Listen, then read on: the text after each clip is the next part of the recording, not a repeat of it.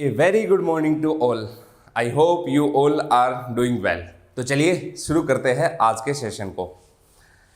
A little progress each days adds up to big results. बिल्कुल सही कहा।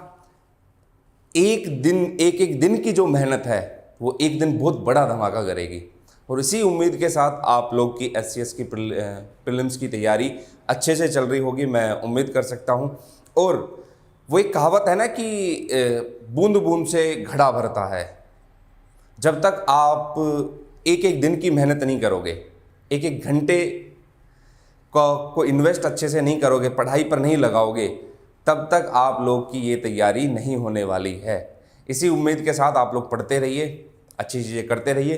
तो लास्ट क्लास के अंदर हम लोगों ने हरियाणा ज्योग्राफी को लगभग 90% कवर कर लिया था। 10% जो फैक्चुअल इन्फॉर्मेशन है, जैसे नेशनल हाईवे हुआ, जैसे फॉर एग्जांपल कोई नहर हुई, तो वो उनके नोट्स में है ना आप लोग को प्रोवाइड करवा दूंगा।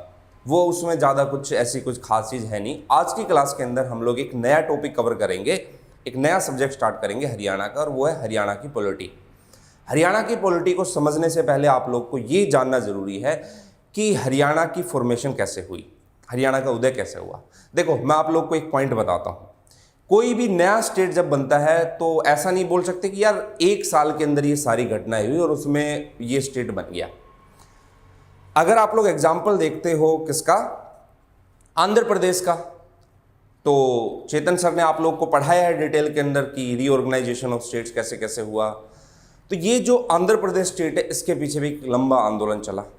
सेम स्टोरी आपको हरियाणा की दिखाई देगी। संत फतेह सिंह का वर्ग दिखाई देगा आपको, पंजाब इन सबको लेकर आपको तारा सिंह जी की रिपोर्ट दिखाई देगी, सर्वदल सम्मेलन दिखाई देगा। तो ये बहुत लंबा टाइम पीरियड चला।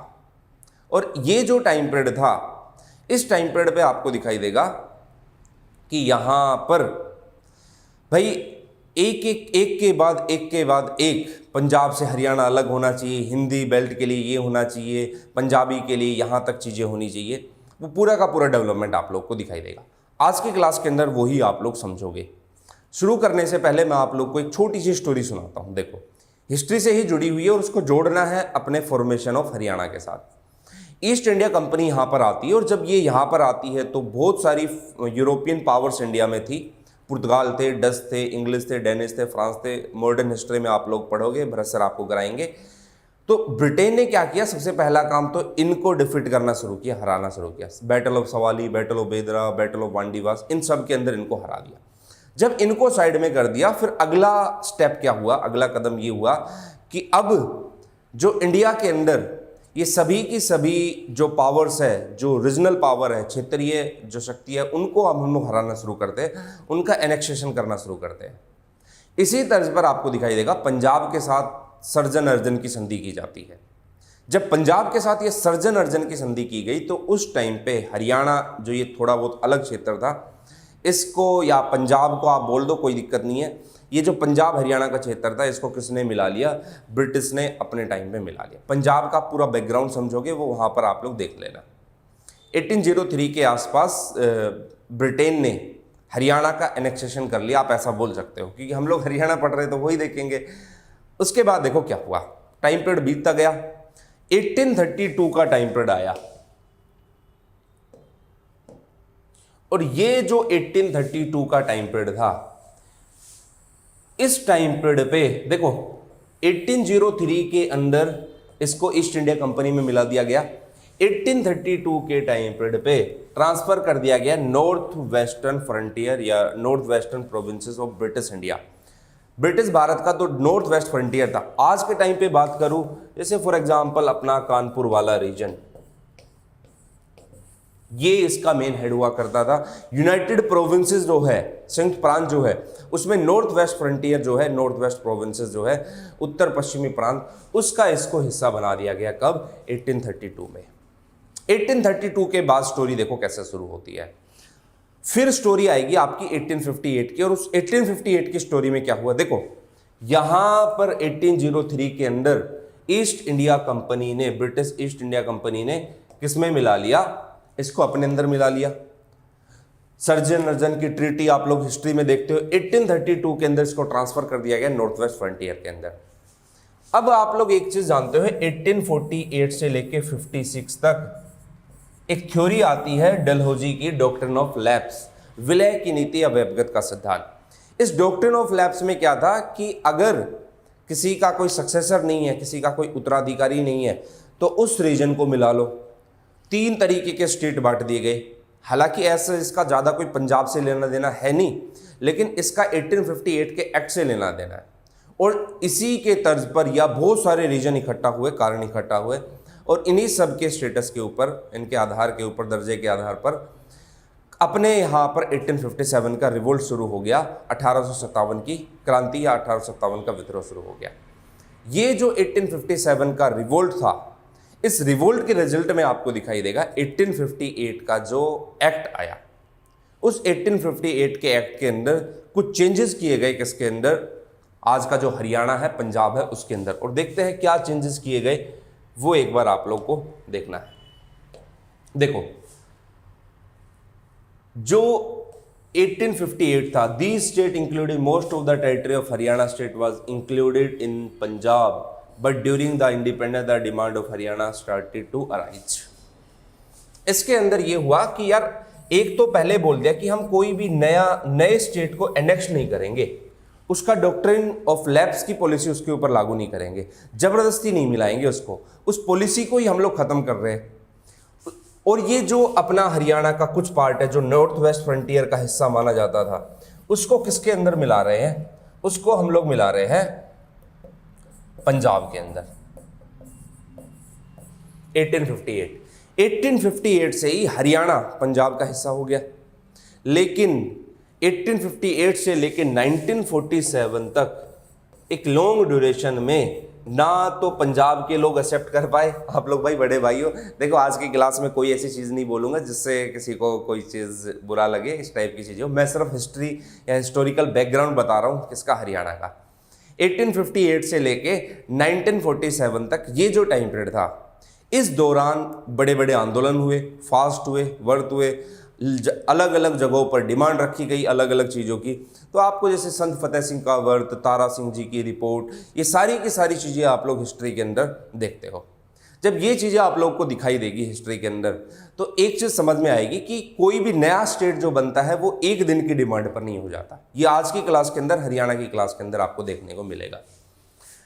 1947 तक यही चीज़ें चलती रही। उसके बाद फिर अलग अलग तरीके की चीज़ें आती है, जैसे फजल अली, धर कमेटी, जेवीपी कमेटी और फजल अली कमीशन आया। इन्होंने अपनी रिपोर्ट दी और फिर फाइनली आगे चलकर हुकुम सिंह कमेटी की रिपोर्ट आती, शाह कमीशन बनता है, और फिर फाइनली अपना क्या होगा, अलग हरियाणा स्टेट बनेगा।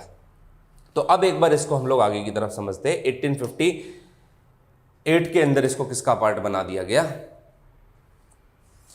इसको पार्ट बना दिया गया पंजाब का। अब थोड़ा सा बैकग्राउंड आप लोग अगर मुस्लिम लीग पर डालते हो तो आपको पता है 1906 के अंदर मुस्लिम लीग बनी। जब 1906 के अंदर मुस्लिम लीग बनी तो आज के टाइम पे भी अगर आप लोग देखते हो, उस टाइम पे भी पंजाब और अपना बंगाल, ये 2 स्टेट, 2 प्रोविंसेस ऐसे हुआ करते थे जहां पर कौन हुआ करती थी? मुस्लिम मेजोरिटी हुआ करती थी, अच्छी खासी मुस्लिम लोग बराबर होते थे हिंदुओं के, तो उनके भी कहीं ना कहीं पर्सनल इंटरेस्ट छुपे होते थे। अब 1909 का जब आप लोग एक्ट देखते हो तो इसी के अंदर आपको दिखाई देगा कि सेपरेट इलेक्टोरल किया गया। किसके लिए? मुस्लिम के लिए। मुस्लिम को सेपरेट इलेक्टोरल दिया गया। इसका मतलब ये हुआ कि मुस्लिम को वोट डाल सकता है कौन? मुस्लिम। अब एक छोटी सी चीज बताओ, ये एक एरिया है, इसमें 80% मुस्लिम है और 20% कौन है? हिंदू है। लीडर कौन होगा? मुस्लिम होगा। वोट डालेगा कौन? मुस्लिम। सेपरेट इलेक्टोरल का यही तो मतलब होता है।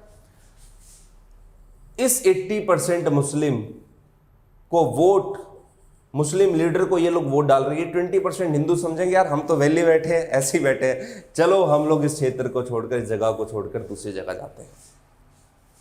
अब आप कहोगे सर इसका क्या लेना देना मुस्लिम लीग से? अब इस पॉइंट से आपको समझ में आएगा कि क्या इसका इस पॉइंट से लेना देना है। देखना भैया, अगर आप लोग हिस्टोरिकल फैक्ट देखते हो तो 1906 के अंदर जो अपनी कमेटी बनी, जो अपना मुस्लिम लीग बना, उसका हर साल सेशन होता था। 1926 का जो सेशन था, पीरजादा मोहम्मद हुसैन स्वागत कमेटी दिल्ली सेशन के हेड थे। ऑल इंडिया मुस्लिम लीग जो थी, पीरजादा मोहम्मद हुसैन साहब उनके हेड थे। 1926 के अंदर ये क्या बोलते हैं कि जो हरियाणा स्टेट है इसको पंजाब से अलग करके किसमें मिला दो, दिल्ली के अंदर मिला दो। क्या इंटरेस्ट रहा होगा इनकी, भाई साहब की मनसा क्या रही होगी, वो थोड़ी सी क्लियर कर देता हूं। देखो, एक पॉइंट आपको ध्यान रखना है कि पंजाब से हटकर किसमें आना चाहिए, दिल्ली में आना चाहिए। रीजन क्या है? अब आप एक चीज देखो, दिल्ली के आसपास का रीजन देखो उस टाइम का, गुरुग्राम, मेवात, पलवल, फरीदाबाद, आज का बता रहा हूं मैं, लेकिन ये पूरा का पूरा रीजन, यहां पर मुस्लिम बेल्ट अच्छी खासी थी, मुस्लिम कम्युनिटी अच्छी खासी थी। और आपको पता है कि अगर ये पंजाब का इस वाले पंजाब तक रहा तो इनके इंटरेस्ट हो सकता है उस पंजाब के साथ छुपे हो, तो क्यों ना इसका ही पार्टीशन करवा दिया जाए और इसको किसमें मिलवा दिया जाए, दिल्ली के अंदर। एक मंशा ये भी रही कि दिल्ली मेन सेंटर है, तो हम लोग की वर्किंग कमेटी भी वहाँ से काम कर रही है, तो इन लोग के इंटरेस्ट भी हम लोग के साथ जुड़े हुए होंगे। वो एक अलग पंजाब है, उसकी डिमांड तो ये लोग कर ही रहे हैं। आप दूर मत जाओ, 1926 के बाद 4 साल आगे चल जाओ, मुस्लिम मेजोरिटी रीजन को लेकर बात हो जाएगी। इकबाल जैसे व्यक्ति आएंगे, चौधरी रहमत अली जैसे व्यक्ति आएंगे और कहेंगे मुस्लिम मेजोरिटी रीजन होना चाहिए। हालांकि उनकी वैसी कोई मंशा नहीं थी, लेकिन आपको ये ध्यान रखना है कि 1926 के अंदर ये पीरजादा मोहम्मद साहब जो थे, जो चेयरमैन थे स्वागत कमेटी के दिल्ली सेशन के, ये डिमांड रखते हैं एनेक्सेशन की, हरियाणा रीजन को पंजाब से हटाकर किसमें मिला दिया जाए, दिल्ली के अंदर मिला दिया जाए। अब अगर मैं बात करूं तो हमारी जो कांग्रेस है, उस टाइम की कांग्रेस है, उसने कुछ एक गलतियां की है इतिहास के अंदर, लेकिन हो सकता है कि उस टाइम पे कुछ वक्त ही ऐसा रहा हो। जैसे एक एग्जांपल मैं आप लोग को बताऊं, 1909 का जब मोर्ले मिंटो रिफॉर्म आया तो उसमें बोल दिया कि मुस्लिमों को सेपरेट इलेक्टोरल होगा। 1916 के अंदर कांग्रेस ने भी, जब लखनऊ सेशन हुआ, ज्वाइंट सेशन हुआ दोनों का, ऑल इंडिया मुस्लिम लीग का और कांग्रेस का, उसने भी इस चीज़ की क्या दे दी, अप्रूवल दे दी।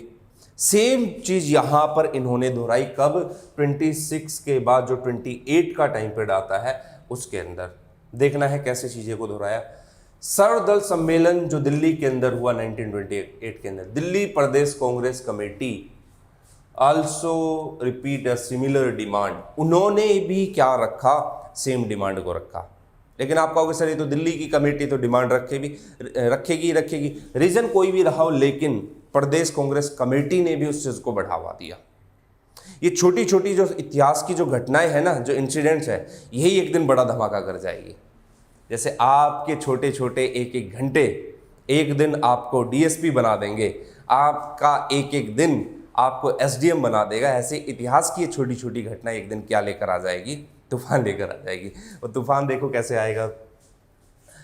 तो ये सारी की सारी चीज़ें हुई। उसके बाद आप लोग को पता है 28 जो टाइम पीरियड था हिस्ट्री के अंदर, वो एक ऐसा टाइम पीरियड था कि वहाँ पर बहुत सारी पॉलिटिक्स में परिवर्तन हुआ, बहुत सारी पॉलिटी चेंज हुई। 28 के अंदर साइमन कमीशन इंडिया आता है, 28 में ही नेहरू रिपोर्ट, 28 के अंदर ही जिन्ना का लेटर एग्रीमेंट, 28 में ही, मतलब उसके 1 साल के बाद तो हो ही गया था आसपास, पूर्ण स्वराज डे को लेकर बातें होगी। और यही सारी चीज़ें सिविल डिसोबीडियंस मूवमेंट के बेस पर होगी। और इसी को लेकर राउंड टेबल कॉन्फ्रेंस बुलाई जा रही है, आरटीसी, गोलमेज सम्मेलन। देखो हिस्ट्री के अंदर भरत सर आप लोग को ये सारी चीज़ें डिटेल में पढ़ा देंगे, मैं तो एक ब्रीफ इंट्रोडक्शन दे रहा हूँ कि फर्स्ट राउंड टेबल कॉन्फ्रेंस जब फेल हो गया तो सेकंड राउंड टेबल कॉन्फ्रेंस में सभी दलों को बुलाया जाएगा कि आप लोग आओ और इंडिया के अंदर जो जो रिफॉर्म चाहते हो इसको हम लोग लागू करेंगे। कॉन्स्टिट्यूशनल रिफॉर्म के लिए सेकंड राउंड टेबल कॉन्फ्रेंस हुई। अब इस सेकंड राउंड टेबल कॉन्फ्रेंस में देखना है कि क्या हुआ। देखो ये जो सेकंड राउंड टेबल कॉन्फ्रेंस होगी, इसमें आपको दिखाई देगा सर जेफरी कॉर्बेट और सेक्रेटरी जो इंडियन डेलीगेशन के थे। जैसे इस टाइम पे आपको पता है कि नए वायसराय के रूप में वेलिंगटन आते हैं, और जो सेक्रेटरी जो थे वो कौन थे, सैमुअल होर। तो ये जो सेक्रेटरी ऑफ इंडियन डेलीगेशन है और जो सर जेफरी कॉर्बेट है, ये फाइनेंस कमिश्नर थे उस टाइम पे पंजाब के। Reorganization of Punjab boundary separation of Ambala division, तो तो इस सेकंड राउंड टेबल कॉन्फ्रेंस में जब ये लोग पार्टिसिपेट करते हैं तो इन्होंने कहा कि जो अंबाला डिवीजन है, अब डिवीजन का मतलब क्या होता है मैं आपको थोड़ा सा ये बताता हूँ। डिवीजन का मतलब होता है कि अंबाला और उसके आसपास के कुछ डिस्ट्रिक्ट, कुछ छोटे छोटे जिलों को मिलाकर एक बड़ा संभाग बना दिया, एक बड़ा पार्ट बना दिया। उसको क्या कहेंगे हम लोग? डिवीजन कहेंगे। जैसे उस टाइम पे नारायणगढ़ वगैरह का रीजन हुआ, उस टाइम पे अंबाला के आसपास का कुछ और एक छोटा क्षेत्र हुआ। ये इस पूरे क्षेत्र को मिलाकर क्या बनना चाहिए? अंबाला डिवीजन बनना चाहिए। तो ये इनकी डिमांड रही, मतलब ये अपर रीजन है, ये अलग होना चाहिए। ये सारी की सारी बातें होती है कब? सेकंड राउंड टेबल कॉन्फ्रेंस में, जो 1931 के अंदर हुई। तो अब देखो, जोफ्रे कॉर्बेट साहब जो थे वो फाइनेंस कमिश्नर थे। इन्होंने एक लॉजिक ये भी दिया कि जब पंजाब हरियाणा ये पूरा का पूरा एक है तो इनके फाइनेंस में बड़ी प्रॉब्लम आती है। आप सोच सकते हैं कि अगर कोई व्यक्ति एक पोस्ट पर है तो अपने वाला तर्क जरूर देगा, फैक्ट जरूर देगा। अगर फॉर एग्जांपल मान लो मैं XYZ सब्जेक्ट अच्छा पढ़ाता हूं तो मैं उस सब्जेक्ट को सबसे ऊपर रखूंगा, ठीक है। आपका वो सब्जेक्ट है तो आप उसको ऊपर रखोगे। तो इन्होंने भी फाइनेंस की चीज़ें अच्छी रखी। हालांकि बेतुका सा जो है मैंने बता दिया आप लोगों को। तो ये जो पंजाब वाला रीजन है इसको सेपरेट किया जाना चाहिए अंबाला डिवीजन से। और अंबाला कोई छोटी डिवीजन नहीं है, अंबाला एक अच्छी खासी डिवीजन है। और उस अंबाला डिवीजन के अंदर जैसे आपका जगाधरी होगा, नारायणगढ़ हो गया, पंचकुला, अंबाला, इसका पार्ट हो गया, ये क्षेत्र है। और अंबाला एक ऐसा क्षेत्र है कि वहाँ पर पंजाबी बोलने वाले भी और वहाँ पर हिंदी बोलने वाले भी। देखो तो सेकेंड राउंड टेबल कॉन्फ्रेंस हो गई, लेकिन धीरे धीरे हम लोग आगे बढ़ रहे हैं, लेकिन नतीजा कुछ निकला नहीं। 31 के बाद जो अगला साल आता है 32, उसमें देखो क्या हुआ।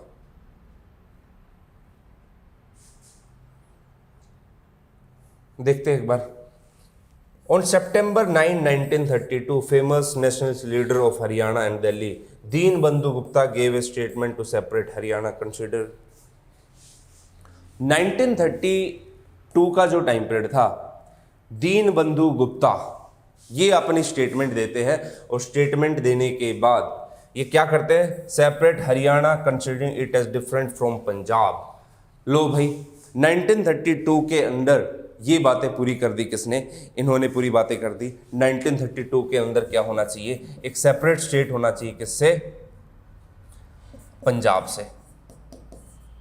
और देखो ये जो भी अपनी रिपोर्ट दे रहे, कोई भी लेटर लिख रहे हैं, तो इनका मानना ये था कि जैसे रोहतक का रीजन हुआ, गुड़गांव का रीजन हुआ, करनाल का रीजन हुआ, कांगड़ा का रीजन हुआ, हिसार का रीजन हुआ, अंबाला का हुआ, नारायणगढ़, जगाधरी हुआ, इनकी बात ये लोग करते थे, ना कि आज का जो पूरा हरियाणा है। आपको पता है जब हरियाणा बना था तो उस टाइम पे हमारे पास 7 ही डिस्ट्रिक्ट थे, आज 22 डिस्ट्रिक्ट है। तो ये जो मेन रीजन है, हिंदी बेल्ट है, उसको लेकर ये लोग बातें करते थे, डिमांड रखते थे पंजाब से अलग किया जाए। सेम चीज़ें है ना पंजाब के अंदर चल रही थी, वो चाहते थे कि इसको इनको अलग करो। ना हम लोग उनको अपना रहे, ना वो लोग हम लोग को अपना रहे। तो ये प्रॉब्लम यहाँ पर दिखाई देगी। तो 1932 के अंदर सेपरेट करने की बात की, और किसने? दीनबंधु गुप्ता ने। आपको ज़्यादा फैक्चुअल इन्फॉर्मेशन पे नहीं जाना है, क्योंकि वो सारी चीज़ें मैं नोट्स में प्रोवाइड करवा दूंगा, सिर्फ स्टोरी को सुनते हुए चलना है। 1932 के बाद कौन सा टाइम पीरियड आता है वो एक बार समझना है। देखो 1932 के कुछ टाइम तक, कुछ सालों तक चीज़ें क्या रही? बिल्कुल शांत रही। 1932 के बाद जो 1946 आया, 1946 के अंदर जो पट्टाभी सीतारमैया जी थे, उन्होंने अपनी एक स्पीच दी, ऑल इंडिया लिंग्विस्टिक कॉन्फ्रेंस। देखो ये जो 46 का टाइम पीरियड था, इसको एक बार समझना है। 1946 में अभी जो अपना देश है वो आज़ादी के बिल्कुल नज़दीक है, और इस टाइम पे बहुत सारे स्टेट, इंडिया के जो बहुत सारे स्टेट है, क्योंकि इस टाइम पे 14 स्टेट थे। ये जो स्टेट है, देखो जैसे ब्रिटेन की गवर्नमेंट ने इनको 4 पार्ट में बांटा, पार्ट ए के स्टेट, पार्ट बी के, पार्ट सी के और पार्ट डी के। कुछ के अंदर वो आते थे जहां पर गवर्नर जनरल वायसराय का रूल है, कुछ को चीफ कमिश्नर रीजन रखा, कुछ को एक इंडिपेंडेंट स्टेट के रूप में ऐसे देखा गया। तो ये पार्ट ए, बी, सी और डी के स्टेट है। इसको बाइफरकेट किया किसने? ब्रिटेन की ब्रिटिश गवर्नमेंट ने। 1946 से ही लगातार हर स्टेट, और खासकर वो स्टेट जिन्होंने एक लंबा आंदोलन इसके पीछे चलाया, वो चाह रहा है कि हमारी जो बोली है, हमारी जो भाषा है, लिंग्विस्टिक जो है, उसके बेस पर एक स्टेट बनाया जाए। तो यहां पर आप लोगों को दिखाई देगा कि एक लिंग्विस्ट कॉन्फ्रेंस होती है, कहां पर? दिल्ली में। और कौन? पट्टाभी सीतारमैया। ये वही पट्टाभी सीतारमैया है जो अभी आगे चलकर जेवीपी कमेटी जो बनेगी उसमें एज ए मेंबर नजर आएंगे। ये वही पट्टाभी सीतारमैया है जो सुभाष चंद्र बोस जी से 1939 का जो त्रिपुरी सेशन हुआ था उसमें हारे थे, और गांधी ने फिर स्टेटमेंट दी थी कि ये पट्टाभी की हार नहीं, ये मेरी हार है। तो इन्होंने एक लिंग्विस्टिक कॉन्फ्रेंस की, कहाँ पर? दिल्ली के अंदर, और इस डिमांड को क्या किया? जस्टिफाइज किया। धीरे धीरे चीज़ें बढ़ती जा रही है। अभी तो प्रॉब्लम हुई नहीं है शुरू, अभी तो अब टाइम पीरियड आएगा जब प्रॉब्लम शुरू होगी। अब यहां पर 46 के बाद आपको एक चीज दिखाई देगी, दूसरे स्टेट, जैसे एक एग्जांपल मैं बात करूं, आंध्र प्रदेश को लेकर आंदोलन तेज हो जाएंगे, और उस आंध्र प्रदेश की लहर कहां तक नजर आ जाएगी? हरियाणा तक। हरियाणा के बड़े बड़े लीडर के दिमाग में भी ये चलता आएगा कि अब हमें भी अपना एक क्या बनाना चाहिए? एक नया स्टेट बनाना चाहिए। तो लो भाई, उनके दिमाग में भी वो चीज़ें आ जाएगी। तो आंध्र प्रदेश के अंदर आंदोलन चल रहा है, और आंध्र प्रदेश के इस आंदोलन को देखते हुए इवन जो गुजरात वाला रीजन जो है, वहाँ पर मराठी बोलने वाले जो लोग हैं वो भी छोटे मोटे आंदोलन कर रहे हैं। दक्षिण हरियाणा के अंदर तो चल ही रहा है, गुजरात के अंदर भी चल रहा है, हरियाणा के अंदर भी ये ऐसी चीज़ें दिखाई देगी कि हिंदी भाषी बोलने वाले और पंजाबी बोलने वाले क्या होने चाहिए? अलग होने चाहिए। मतलब हम किसी भी आधार पर मैच नहीं करते, क्योंकि हम लोग पंजाबी नहीं बोल सकते, वो लोग हिंदी नहीं बोल सकते, ठीक है। तो जैसे एक एग्जांपल मैं आप लोगों को देता हूँ, हरियाणा वालों को हम लोग को पंजाबी में एक ही चीज़ आती है, कित्थे जा रहा सी, और पंजाबी वालों को हरियाणवी में एक ही चीज़ आ रही है, कि कर रहे हो आप। एक मजाक है भाई ये चीज़। तो ये बड़ी प्रॉब्लम थी लैंग्वेज की। तो ये भी तर्क दिया गया कि भाई बोलने वाले हैं, कल्चर अलग है उनका, हमारा कल्चर अलग है। अगर कोई पंजाबी भाई है तो भाई इस चीज़ को कोई पर्सनली नहीं लेगा, पहले ही बता रहा हूँ कि कहीं बोलोगे नहीं सर तो इसमें बात कर रहे हैं। देखो इसके बाद क्या चीज़ आपको दिखाई देगी, ये सारी की सारी चीज़ें हुई। तो ऑल इंडिया लिंग्विस्टिक कॉन्फ्रेंस इन्होंने की और जस्टिफाई किया इसको, डिमांड को। 46 के बाद का जो टाइम पीरियड है उसमें आप लोग देखना उसके बाद क्या होता है। फिर बना दी क्या? धर कमेटी या धर कमीशन। अभी शायद 1-2 क्लास पहले ही सर ने आपको ये वाला टॉपिक कराया है, लेकिन मैं तो एक छोटा सा पॉइंट आप लोग को इसमें बता रहा हूं। धर कमेटी देखो, 46 के बाद 1946 के अंदर जब पट्टाभी सीतारमैया जी ने कॉन्फ्रेंस की, 1947 में इंडिपेंडेंस मिली, और सबसे बड़ा चैलेंज यही लिंग्विस्टिक का आया। आंध्र प्रदेश बनना चाहिए, तेलुगु भाषी लोग इस चीज की डिमांड रख रहे हैं। तो ये जो आंध्र प्रदेश बनना चाहिए, इसको लेकर वहां पर मूवमेंट शुरू हो गए। तो अब जो धर कमेटी बनी 1948 के अंदर, ये अपनी रिपोर्ट में बोलती है कि हम लोग लिंग्विस्टिक के बेस पर, भाषा के आधार पर राज्य नहीं बनाएंगे, स्टेट नहीं बनाएंगे। और ये जो रिपोर्ट है ये ऐसा नहीं कि सिर्फ आंध्र प्रदेश को लेकर है, ये अगर हरियाणा में भी कोई छोटा मोटा आंदोलन मूवमेंट वगैरह हो रहा है, पंजाब रीजन में भी, तो ये मना कर रहे हैं। भाषा के आधार पर, लैंग्वेज के बेस पर स्टेट नहीं बनाएंगे, और लैंग्वेज के बेस पर स्टेट ना बनाने का एक रीजन है। और वो रीजन क्या है? अगर हम लोग लैंग्वेज के बेस पर स्टेट बनाते हैं तो यार इस चीज का क्या मतलब हुआ कि हम अपने कल्चर को प्रोटेक्ट कर रहे हैं, हम एक सेकुलर कंट्री की तरफ आगे बढ़ रहे हैं। हमारा जो प्रियम्बल है, फिर उसकी क्या रिलेवेंस रह गई? प्रस्तावना, जिसके अंदर हम लोग बात करते हैं यूनिटी इंटीग्रिटी की। तो आप क्या है, देश को तोड़ रहे हो। तो धर कमेटी ने साफ मना कर दिया और कहा कि अगर स्टेट बनना चाहिए तो एडमिनिस्ट्रेटिव बेसिस पर बनना चाहिए, प्रशासनिक आधार पर बनना चाहिए। ऐसे तो फिर ये होगा कि एक भाषी बोलने वाले लोग एक क्षेत्र में होंगे, दूसरी भाषा बोलने वाले लोग दूसरे क्षेत्र में होंगे, वो हमसे कटा हुआ समझेंगे, हम उनसे कटा हुआ समझेंगे। जैसे आज के टाइम पे आप लोग देखो, जब आप लोग देखते हो तो नॉर्थ इंडिया वाले, साउथ इंडिया वाले, नॉर्थ इंडिया में हम लोग जो है, हम लोग को साउथ इंडिया वाले सारे मद्रासी लगते हैं, चाहे कोई कहीं का भी हो, लेकिन अगर वो साउथ इंडिया का तो हम लोग बोलेंगे मद्रासी है। साउथ इंडिया वाले को ऊपर वाले सारे पंजाबी लगते हैं। जैसे अगर मैं बात करूं तो आपको कोई आंध्र का व्यक्ति मिल गया, आंध्रा का व्यक्ति मिल गया, आपको कोई तमिलनाडु का व्यक्ति मिल गया, तो वो कितना ही समझा ले कि भाई मद्रास अलग है और आंध्रा का ये वाला रीजन अलग, अच्छा मद्रासी हो ठीक है, उससे कम चल जाएगा। इन लोगों को क्या लगता है, इन लोगों को लगता है कि अच्छा बोल दिया भाई हम तो यूपी से है, अच्छा पंजाबी हो ठीक है। तो ये प्रॉब्लम यहाँ पर आपको दिखाई दे सकती है कि यार जब तक ये सारी चीज़ें रहेगी तब तक हम इंटीग्रिटी वाला कॉन्सेप्ट कैसे लागू कर पाएंगे, जो हम लोग प्रीएम्बल में बोल रहे हैं, unity and integrity of nation, राष्ट्र की एकता अखंडता। तो धर कमेटी ने मना कर दिया। देखो होता क्या है, जब कोई एक आंदोलन होता है ना, तो वो सरकार के ऊपर देखता है कि सरकार की रिपोर्ट में क्या आएगा, और सरकार मना कर देती है तो उसी के बेस पर आंदोलन को तेज कर देता है। तो धर कमेटी की रिपोर्ट आई, धर कमेटी ने मना कर दिया, एडमिनिस्ट्रेटिव बेसिस के ऊपर स्टेट नहीं बनेगा तो वहाँ पर धीरे धीरे और आंदोलन शुरू हो गया। फिर उसके बाद इस धर कमेटी की रिपोर्ट को इन्वेस्टिगेट करने के लिए, जांच करने के लिए एक और कमेटी आती है, और उस कमेटी का नाम क्या था, जेवीपी कमेटी, जवाहरलाल नेहरू वल्लभ भाई पटेल पट्टाभी सीतारमैया।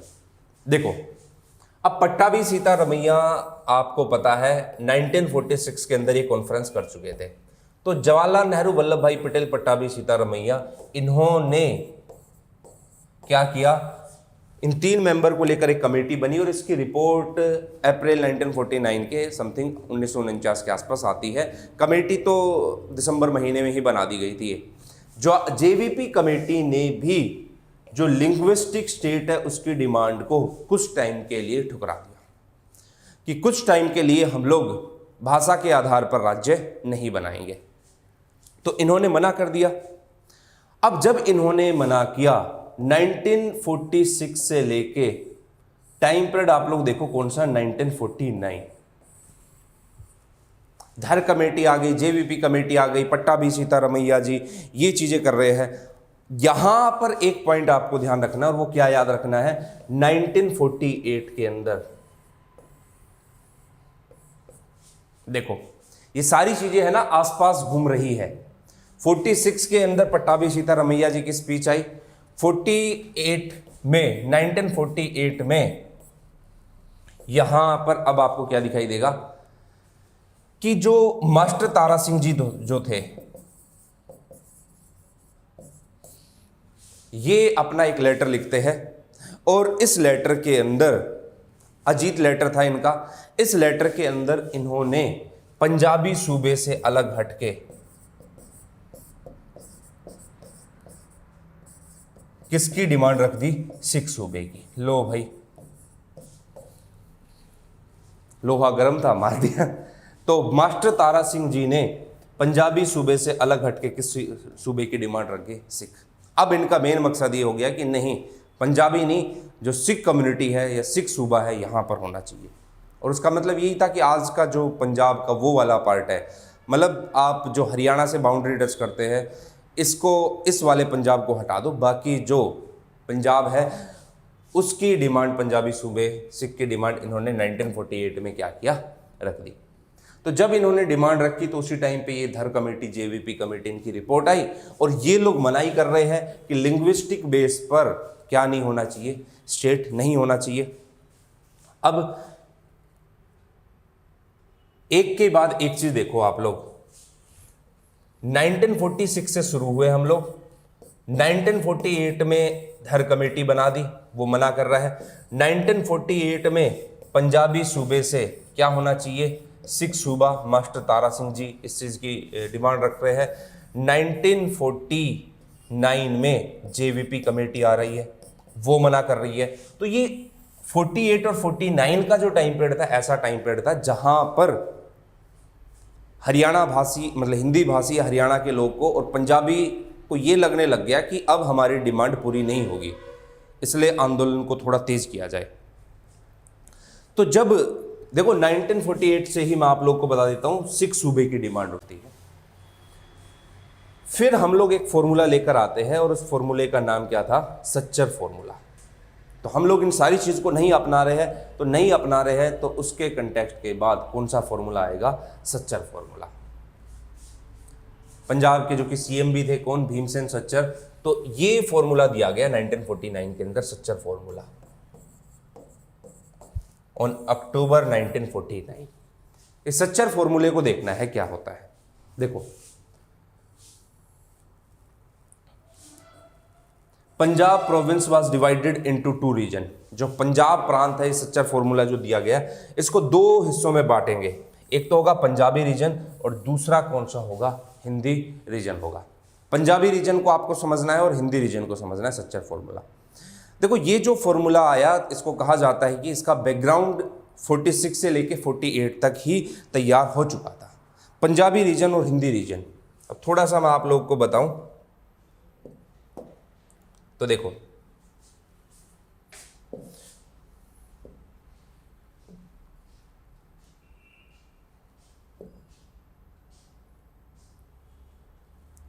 एक सेकंड रुकना भाई, ये तो पीछे चले गए हम लोग। अब इस सच्चर फॉर्मूले में देखना है, एक तो हमने बोल दिया कि क्या होना चाहिए,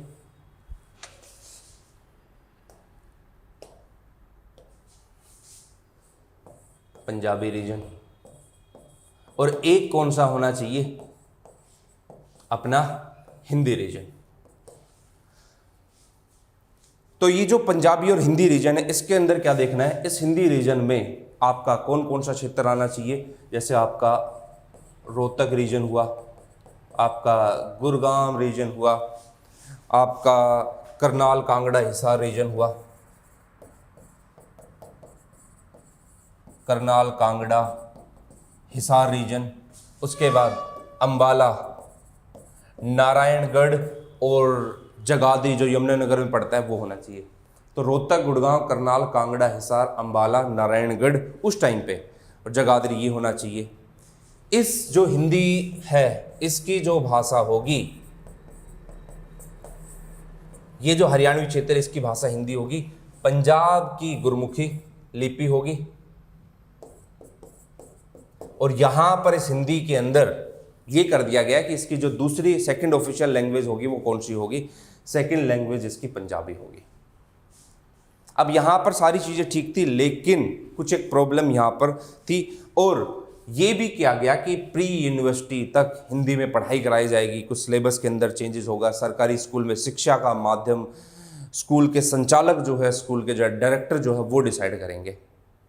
लेकिन सच्चर फॉर्मूले के अंदर प्रॉब्लम ये आई कि यहाँ पर उन्होंने मना कर दिया कि भाई हमें ये खासी चीज़ें पसंद नहीं आ रही है, और ये जो है पंजाब के अंदर कंपलसरी कोई सब्जेक्ट दूसरा क्यों पढ़े हम लोग, इस चीज़ को लेकर भी बात उठी। तो बहुत बड़ा दबाव है और ये सच्चर फॉर्मूला काफ़ी बदनाम भी हुआ। तो इसके बाद एक चीज़ आप लोग और देखना कि यहाँ पर अगर आप लोग देखते हो,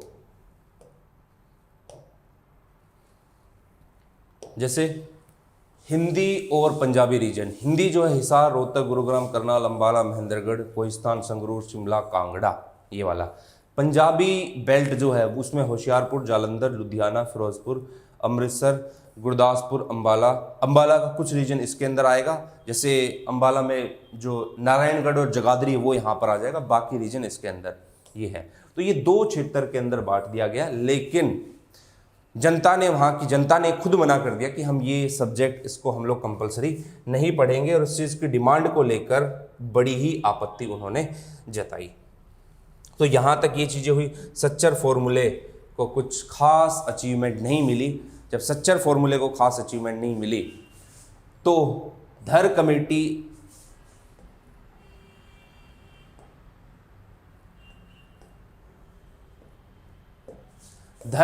फेल हो गई। धर कमेटी के बाद जेवीपी कमेटी फेल हो गई। ये दोनों कमेटी जब फेल हुई, फिर बीच में 1948 में तारा सिंह जी की रिपोर्ट आई, उसमें भी कुछ नहीं मिला। सच्चर फॉर्मूला आया, सच्चर फॉर्मूले में भी कुछ नहीं मिला। वहाँ पर दूसरी तरफ क्या था, 1949 के बाद जब आंध्र प्रदेश के लोगों ने डिमांड पूरी कर दी तो 1 अक्टूबर 1953 को क्या बना दिया गया था, आंध्र प्रदेश बना दिया था। जब आंध्र प्रदेश बन गया लिंग्विस्टिक बेस पर पहला स्टेट, तो हरियाणा की भी उम्मीद तेज हो गई कि भाई जब वो बन सकता है तो अपना हरियाणा स्टेट भी बन सकता है। तो इनकी जब उम्मीद तेज हुई तो यहाँ पर भी फास्ट होंगे, यहाँ पर भी आंदोलन होंगे, और वो कैसे कैसे होंगे वो सारे के सारे हमें देखने हैं। देखो 1 अक्टूबर 1953 को आंध्र प्रदेश बना। अब आगे कोई भी स्टेट इस चीज़ की डिमांड ना रख पाए, इसलिए हम लोगों ने कौन सा कमीशन बनाया, फजल अली कमीशन 1953। चेतन सर आपको डिटेल के अंदर ये सारी चीज़ें सर ने पढ़ाया होगा या फिर आप लोग की कवर करवा देंगे। ये जो फजल अली कमीशन था, इसने भी यही कहा कि यार कोई भी नया स्टेट बनाएंगे तो उसमें लैंग्वेज सिर्फ एक बेस नहीं होना चाहिए, भाषा सिर्फ एक कारण नहीं होना चाहिए, प्रशासन होना चाहिए, डाइवर्सिटी जो है उसको हम लोग मेंटेन रख पाए, आर्टिकल 29 वाला कॉन्सेप्ट हम लोग जो है वो भी अच्छे से लागू कर पाए। ये फजल अली कमीशन ने बहुत सारी बातें की, रिपोर्ट के अंदर फजल अली कमीशन बनाया। इस फजल अली कमीशन को ही देखते हुए हरियाणा या फिर पंजाब के लोग तो बैठे हुए थे जिद के ऊपर कि नहीं, हम तो क्या बनवा के रहेंगे, एक अलग हिंदी और एक अलग पंजाबी। हिंदी के अंदर हिंदी हरियाणा के इस रीजन के अंदर अपनी हिंदी होगी, पंजाब के अंदर उनकी गुरमुखी लिपि चलेगी। फिर स्टेट रीऑर्गेनाइजेशन एक्ट आया, 7th अमेंडमेंट किया जाता है कॉन्स्टिट्यूशन के ऊपर। ये स्टेट रीऑर्गेनाइजेशन एक्ट जो था 1 नवंबर 1956 में आया। देखो फजल अली कमीशन 1953 में बनता है और 56 के अंदर कौन सा कमीशन आता है, शाह कमीशन लिख दिया। एक बार भाई ये चेंज हो गया है थोड़ा सा, हाँ रीजनल फॉर्मूला, थोड़ी स्लाइड आगे आ गई है, देखना भाई। ये जो स्टेट रीऑर्गेनाइजेशन एक्ट है ये कब आया, 1 नवंबर 1956 को। 1956 के अंदर स्टेट रीऑर्गेनाइजेशन एक्ट आया और कॉन्स्टिट्यूशन में एक अमेंडमेंट होता है 7th अमेंडमेंट 1956। और इस टाइम पे हमारे पास 14 स्टेट और यूनियन टेरिटरी कितनी थी, 6 यूनियन टेरिटरी। लेकिन पंजाब और हरियाणा का अब तक कुछ खासी चीज हुई नहीं है। प्रॉब्लम क्या थी, ये जो स्टेट रीऑर्गेनाइजेशन एक्ट आया या फजल अली कमीशन बना, मेन बड़ी प्रॉब्लम ये दिखाई दी कि जो अपना पंजाब है उस पंजाब को क्या रखा गया, जो के त्यों रखा गया, उसमें कोई बड़ा परिवर्तन नहीं दिखाई दिया। और जब इस पंजाब के अंदर कोई बड़ा परिवर्तन नहीं दिखाई दिया तो भाई यहाँ पर और डिमांड उठेगी। फिर इसके तर्ज पर एक रीजनल फॉर्मूला आता है। देखो लंबी स्टोरी है, आप लोग ऐसे मत सोचना कि भाई एक ही क्लास के अंदर कवर हो जाएगा। फिर कौन सा फॉर्मूला आया, रीजनल फॉर्मूला। ये क्यों लाया गया, ड्यू टू फेलियर ऑफ, मतलब फेलियर का मतलब है कि हरियाणा के लोग इसको फेलियर बोलते हैं। कौन सा, फजल अली कमीशन। इसने जो के त्यों रखा, जो हमारी जो डिमांड थी उसको पूरा नहीं कर पाए। तो ये क्षेत्रीय फॉर्मूला आया और इस क्षेत्रीय फॉर्मूले ने इसके अंदर इसने क्या किया, इसने वही चीज रखी कि एक क्षेत्र जो है वो हिंदी और दूसरा रीजन कौन सा, पंजाबी। हिंदी रीजन और दूसरा कौन सा अपना पंजाबी रीजन। अब इस हिंदी रीजन में कौन कौन सा आएगा और पंजाबी के अंदर कौन कौन सा आएगा, जैसे हिसार, रोहतक, गुरुग्राम का पार्ट, गुरुग्राम का कुछ पार्ट, उसके बाद करनाल, गुरुग्राम का कुछ पार्ट, क्या पूरा गुरुग्राम ही लगा लो यार, ठीक है, अंबाला, ये वाला पूरा का पूरा, जगाधरी, नारायणगढ़ तहसील, ये सब इसके अंदर, महेंद्रगढ़, पटियाला, महेंद्रगढ़ और कौन सा रीजन, पटियाला। ये थोड़ा सा आपको वैसे मैप के अकॉर्डिंग ध्यान रखना है। पटियाला में एक जगह है कोहिस्तान, उसको मिलाकर ये है। बाकी रेस्ट ऑफ द रीजन, जो बाकी का जो बचा हुआ क्षेत्र है वो किसके अंदर आ जाएगा, पंजाबी रीजन के अंदर आ जाएगा। तो ये चीज यहां पर आपको नजर आएगी, दिखाई देगी। तो ये जो रीजनल फॉर्मूला था, क्षेत्रीय फॉर्मूला था, इस क्षेत्रीय फॉर्मूले ने क्या किया, एक तो हिंदी रीजन और दूसरा पंजाबी रीजन। हिंदी रीजन के अंदर कौन कौन से स्टेट है, हिसार, रोहतक, करनाल, उसके बाद अंबाला में नारायणगढ़, जगाधरी, शिमला का कुछ पार्ट, कांगड़ा का कुछ पार्ट, ये आपका पटियाला के अंदर कोहिस्तान रीजन, इसको मिलाकर जींद और नरवाना क्षेत्र, इसको मिलाकर मैं आप लोग को थोड़ा सा, ये आपको पीडीएफ में भी नोट्स में मिल जाएगा कौन कौन सा क्षेत्र इसके अंदर था, और बाकी शेष बचा हुआ क्षेत्र किसके अंदर, ये आपको दिखाई देगा पंजाबी के अंदर। 1956 के अंदर ये क्षेत्रीय फॉर्मूला, रीजनल फॉर्मूला लागू किया गया, लेकिन कुछ खास अचीवमेंट यहाँ पर मिली नहीं। 56 के अंदर जब ये क्षेत्रीय फॉर्मूला लागू किया गया तो 1957 में पंजाब में हिंदी आंदोलन चलाया गया। पंजाब के अंदर अपना कौन सा आंदोलन चलता है, 57 के अंदर हिंदी आंदोलन। और ये जो पंजाब का हिंदी मूवमेंट था, पंजाब से हरियाणा अलग या हरियाणा पंजाब अलग, इसको एक बड़े लेवल पर लेकर जाता है। 57 में जब आया तो अब तक ये लग चुका था कि यार कुछ खास अचीवमेंट हम लोग को नहीं मिली है। जब ये खास अचीवमेंट नहीं मिली तो तारा सिंह जी थे, वो निकल कर आते हैं और 1960 के अंदर वो फिर पंजाब या उनकी जो 6 सूबे की डिमांड थी फिर उसको रखते हैं। और तारा सिंह जी एक अनशन भी करते हैं, लेकिन 60 के टाइम पर भी कोई खास अचीवमेंट मिली नहीं। तो अब देखो टाइम पीरियड बीतता जा रहा है, 1957, 60, पंजाब सूबे की मांग, यहाँ पर आंदोलन हो रहे हैं, एक अलग नेतृत्व के रूप में एक अलग लीडर निकल कर आ रहा है। इन सारी घटनाओं के बीच फिर दिखाई देगा आपको 1965 में, 60 से लेकर 65 तक कुछ खास उपलब्धियां यहाँ पर नहीं हुई।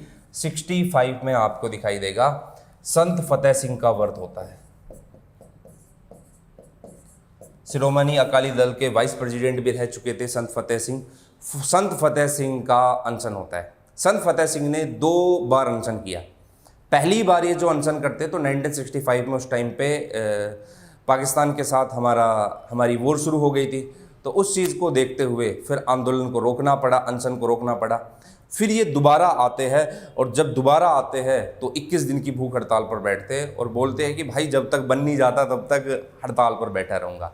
अब इतना दबाव सरकार के ऊपर बन चुका था कि जवाहरलाल नेहरू जी पहले एक बार इनसे बात करने भी गए थे अनशन को लेकर, लेकिन उसका फिर फाइनली कोई नतीजा नहीं निकला। लेकिन अब टाइम पीरियड जो आया वो कौन सा टाइम पीरियड आया, 23 सितंबर 1965 का। देखो ये सारी बातें आप लोग को नोट्स में मिल जाएगी।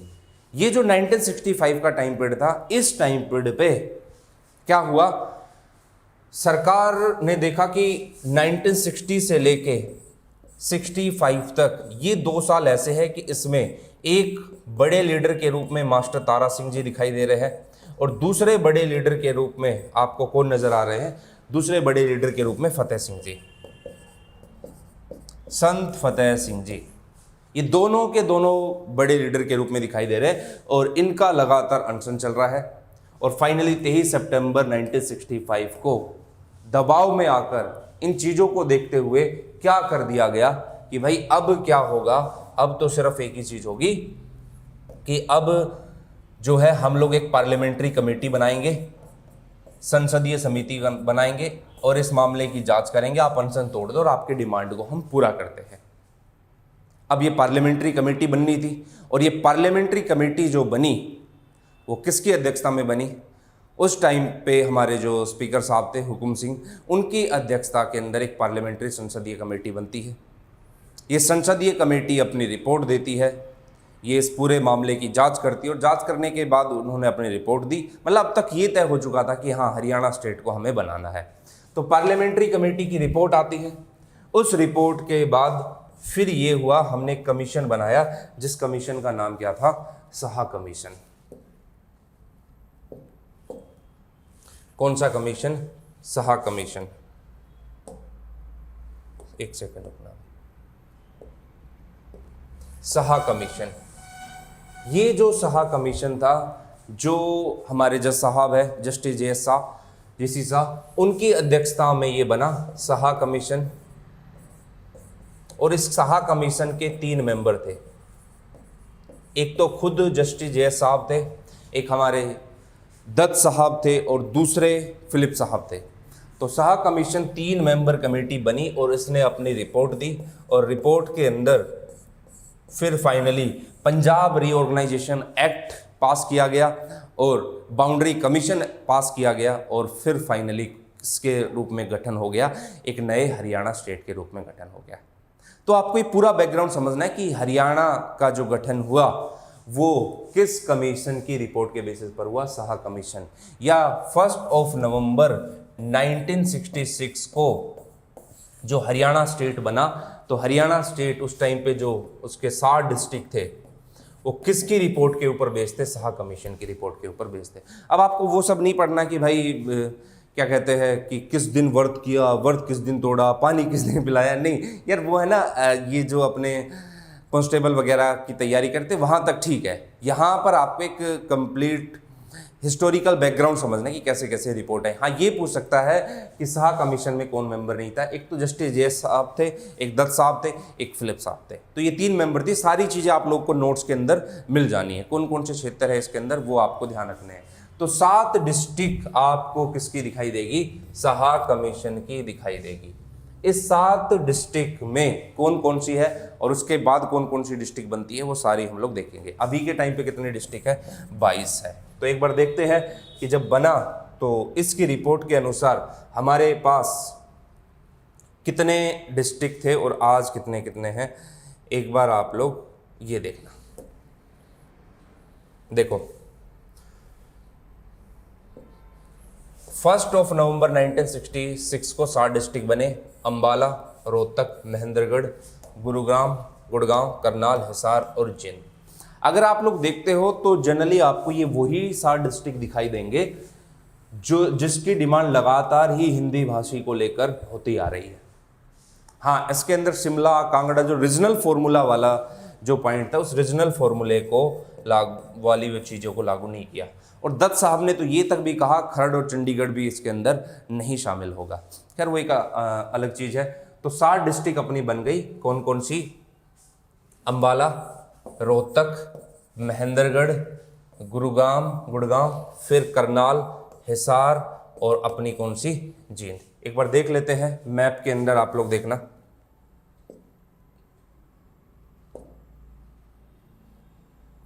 देखो ये है, ये आपको मैप दिखाई देगा। आज की जो 22 डिस्ट्रिक्ट आपको दिखाई दे रही है वो आपको इस तरीके की है। जब बना था तो कितनी डिस्ट्रिक्ट थी, 7 थी। अब एक बार ये और जान लेते कि कौन कौन सी डिस्ट्रिक्ट कब कब बनी। 66 के बाद आप लोग अगर देखते हो तो 1972 के अंदर भिवानी और कौन सा बनता है, सोनीपत बनता है। 73 में कुरुक्षेत्र बनता है। 75 में कौन सा बना, सिरसा। 79 के अंदर फिर कौन सा बना, फरीदाबाद। 89 में कैथल, रेवाड़ी, पानीपत, यमुनानगर। पानीपत की तो 2 बार की स्टोरी दिखाई देगी, जब मैं आगे पढ़ाऊंगा तो थोड़ा सा बताऊंगा भी आप लोग। तो ये 4 डिस्ट्रिक्ट नए बनकर आते। फिर आपका पंचकुला बना 1995 में। 97 में आपका फतेहाबाद और झज्जर बना। अब 5 के अंदर मेवात बना, 8 में पलवल बना और जो लेटेस्ट बना है भिवानी को अलग करके, भिवानी से अलग होकर कौन सा, चरखी दादरी, वो कब बना, 26 के अंदर। तो ये अपना कौन सा स्टेट हो गया, 22 स्टेट। कई बार पता क्या है, कई बार तो ऐसा होता है कि ये पूछ लेता है कि लेटेस्ट डिस्ट्रिक्ट कौन सा बना है। 2016 के अंदर कौन सा बना है, 36, चरखी दादरी। तो ये कुछ लिस्ट है जो आप लोग के सामने है 66 के बाद वो डिस्ट्रिक्ट जो यहाँ पर बने हैं। अब देखो अभी के टाइम पे हमारे पास इन 22 स्टेट को, कितने स्टेट को, इन 22 स्टेट को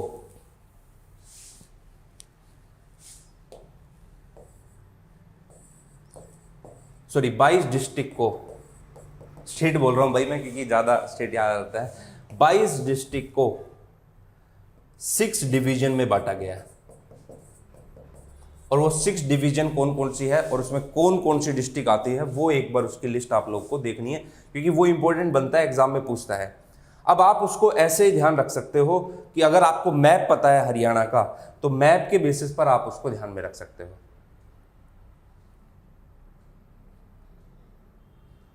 देखो कौन कौन से डिवीजन हैं अपने, 6 डिवीजन कौन कौन से हैं मेन आपको समझ लेने हैं। पहले 4 थे, बाद में 2 और जुड़ गए, कितने हो गए, 6 हो गए। करनाल डिवीजन, अब आप एक चीज देखो, करनाल डिवीजन में कौन कौन सा आ रहा है, एक आपका करनाल, एक पानीपत, एक कैथल। तो एक बार मैप पर आप लोग जाओ,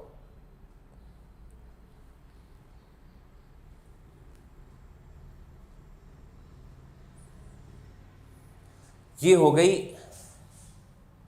अपनी करनाल डिवीजन।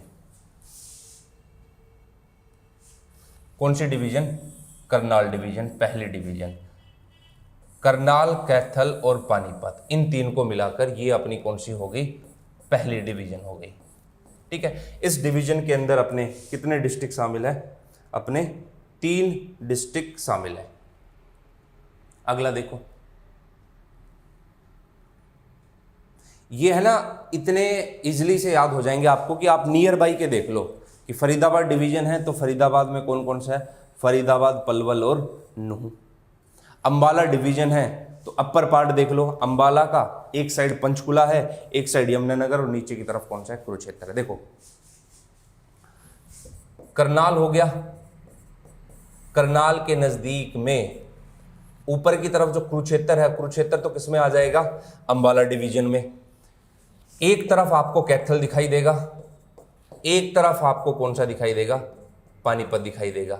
पानीपत से जो नीचे सोनीपत आता है वो रोहतक डिवीजन में आता है। तो ये करनाल में कैथल और पानीपत।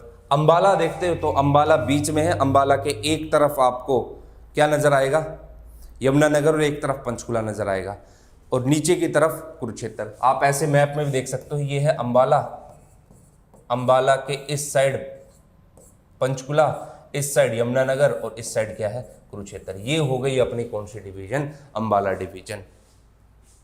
रोहतक डिवीजन, सोनीपत, रोहतक, झज्जर, भिवानी, दादरी।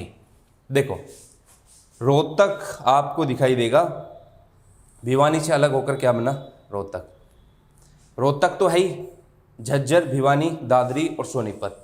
अब आप एक चीज देखो, सोनीपत है, एक साइड आपको नीचे की तरफ दिल्ली, दिल्ली से इस साइड आपको झज्जर, गुरुग्राम के नज़दीक में, गुरुग्राम इसके अंदर नहीं आएगा, ध्यान रखना, और लगाएगा भिवानी, दादरी और रोहतक, ये रोहतक डिवीजन के अंदर आएंगे। 4 ये हो गए। 2 डिवीजन अपने और बसते हैं, और वो 2 डिवीजन और देखने कौन से आपको, एक तो अपना कौन सा, हिसार डिवीजन। हिसार डिवीजन के अंदर नियर बाई के डिस्ट्रिक्ट देख लो याद रखने के लिए, हिसार, फतेहाबाद, सिरसा और जींद। हिसार, फतेहाबाद, सिरसा और जींद, और गुरुग्राम लास्ट में डिवीजन, गुरुग्राम, रेवाड़ी और महेंद्रगढ़। गुरुग्राम, रेवाड़ी और महेंद्रगढ़। तो ये पूरा का पूरा आपका हो गया। एक बार मैप के अकॉर्डिंग और देख लेते हैं इस चीज को।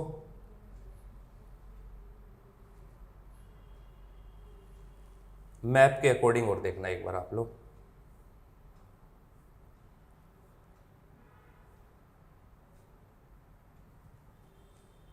देखो अगर आप लोग मैप के अकॉर्डिंग इस चीज को देखते हो तो ये वाला हो गया अपना कौन सा, अंबाला डिवीजन वाला पार्ट। ठीक है, अंबाला, पंचकुला, ये रोहतक वाला, ये अपनी करनाल डिवीजन हो गई।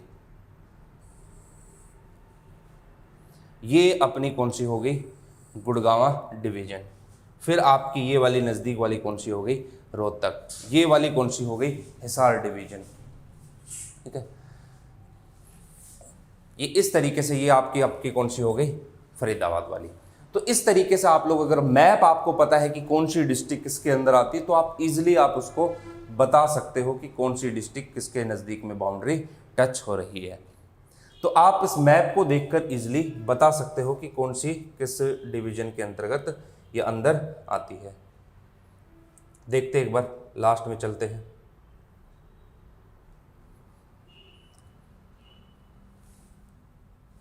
अब 6 डिवीजन हो गई।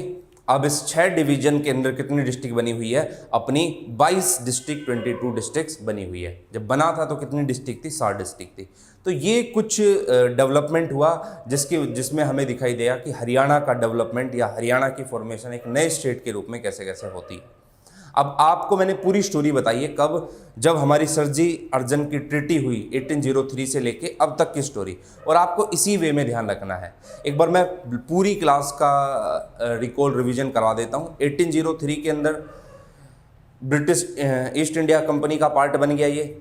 1832 के अंदर एक अलग north west frontier, north west province का पार्ट, कानपुर का पार्ट दिखाई देगा। 1858 के अंदर पंजाब के अंदर मिला दिया गया। 1926 के अंदर पीरजादा मोहम्मद हुसैन साहब इसकी अलग डिमांड रखेंगे दिल्ली में मिलाने की। क्यों उनके इंटरेस्ट थे वो पूरी स्टोरी मैंने आप लोगों को बताई है।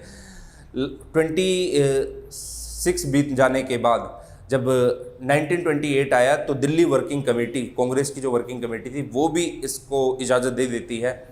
31 जो आया तो कॉर्बेट साहब जो थे फाइनेंस कमिश्नर, और सेक्रेटरी साहब जो थे, वो भी इस चीज़ को एक डिमांड के तौर पे एज रखेंगे। जब ये सेकंड राउंड टेबल कॉन्फ्रेंस हुई तो उसके बाद जो आगे का टाइम पीरियड आपको दिखाई देगा कि यहाँ पर हम इसको इंडिपेंडेंस के बाद अगर हम लोग देखते हैं तो हमारे यहाँ धर कमेटी बनी, जेवीपी कमेटी बनी, फजल अली आयोग बनाया, और ये सब मना कर देते कि भाषा के आधार पर, लैंग्वेज के बेस पर स्टेट नहीं बनेगा। तो जब इन्होंने मना कर दिया तो उसी बीच हम लोग एक फार्मूला तैयार करते हैं जिसका नाम था सच्चर फार्मूला। सच्चर फार्मूले ने हिंदी और पंजाबी क्षेत्र के अंदर बांट दिया। गुरमुखी लिपि होगी, प्री यूनिवर्सिटी तक पढ़ाई करवाई जाएगी। तो ये इस तरीके की चीज़ें उसके अंदर सच्चर फार्मूले में दिखाई दी, लेकिन कुछ खास अचीवमेंट मिली नहीं, बदनाम हुआ सच्चर फार्मूला।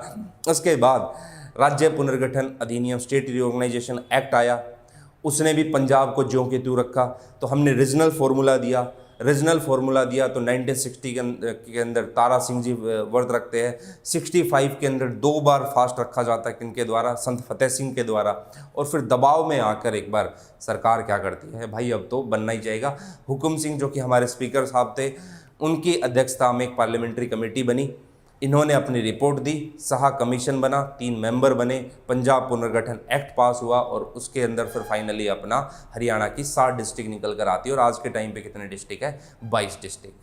ये पूरी स्टोरी थी किसकी? हरियाणा की। आई होप आपको पूरी अच्छे समझ में आ गई होगी। अगले नेक्स्ट क्लास जो होगी अपनी, इसी से आगे फिर हम लोग कंटिन्यू करेंगे। जो हरियाणा की पॉलिटी के अदर पोर्शन है वो हम लोग कवर करेंगे। Thank you so much.